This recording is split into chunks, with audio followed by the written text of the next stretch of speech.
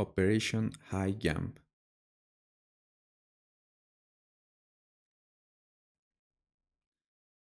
Timeline.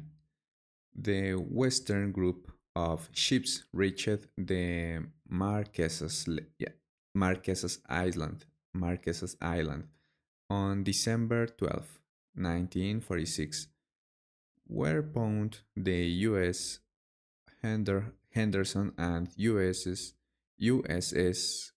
um, Capcom, Capcom set up weather more monitoring stations. By December 24, the USS Currituck had begun launching aircraft on reconnaissance missions.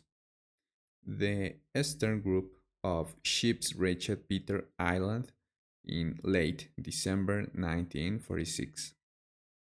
On December 30, 1946, the Martin PBM 5 George 1 crashed on Thurston Island, killing, killing and sank Maxwell A.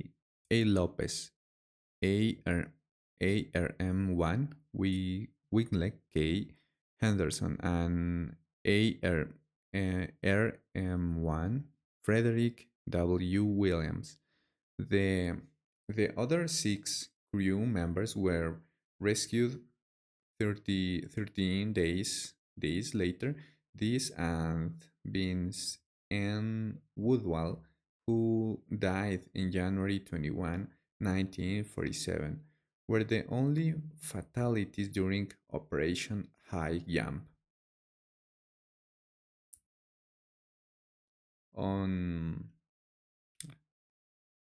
the Nazis. On January 1st, 1947,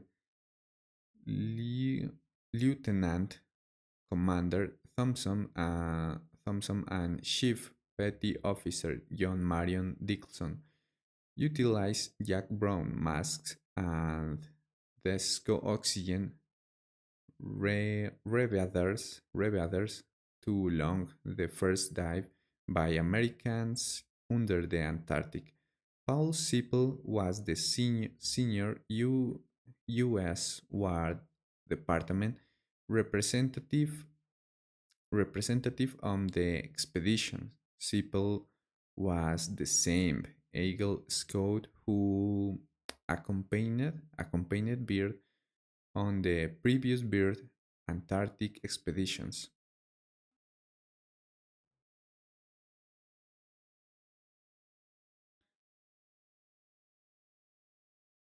The, the central group of ships reached the Bay of Whales on January 15, 1947, where they began construction of Little America 4.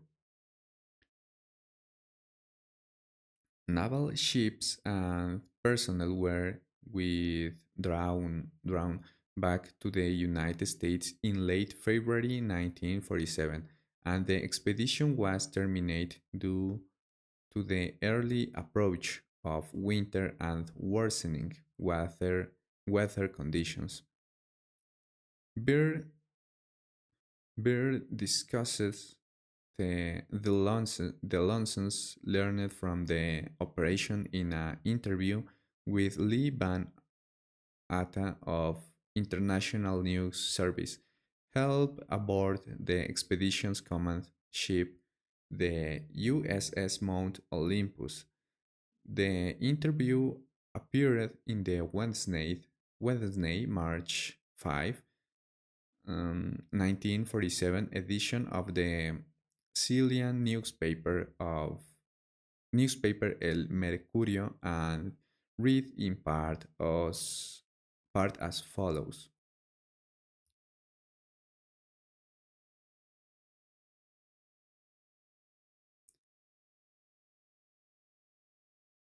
Admiral Richard E. Byrd Warner today that the United States should adopt measures of protection against the possibility of an invasion of the country by hostile planes coming from the polar regions. The admiral explained that he was not trying to scare anyone, but the cruel reality is that in case of a new war, the United States could be attacked by planes flying over one or both poles.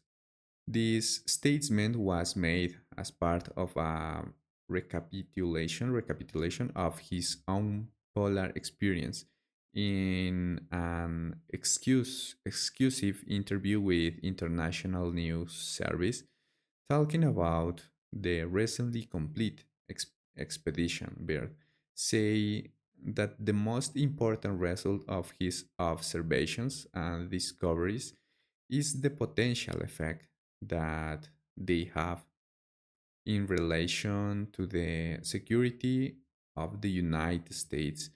The fantastic speed with which the world is shirking, recalled the admiral, is one of the most important lessons learned during his recent Antarctic exploration. I have to warn my compatriots that the time has ended when we were able to take refuge in our insulation and really on the certain that the distance, the oceans and the poles were warranty of safety.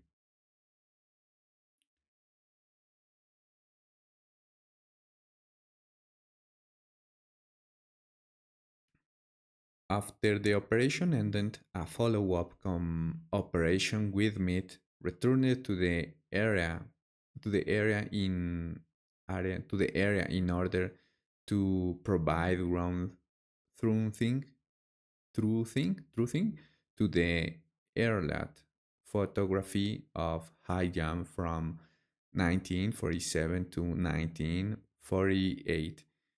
Find Run also financed a probate operation to the same territory until 1948. As with other US Antarctic expeditions, interested persons were allowed to send letters with enclosed envelopes to the base, where commemorative catchets were added to the enclosures, which were then returned to the senders. These souvenir phila, phila, philatelic covers are readily available at low cost. It is estimated that at least one 150,000 such envelopes were produced, though their final number was by considerably higher.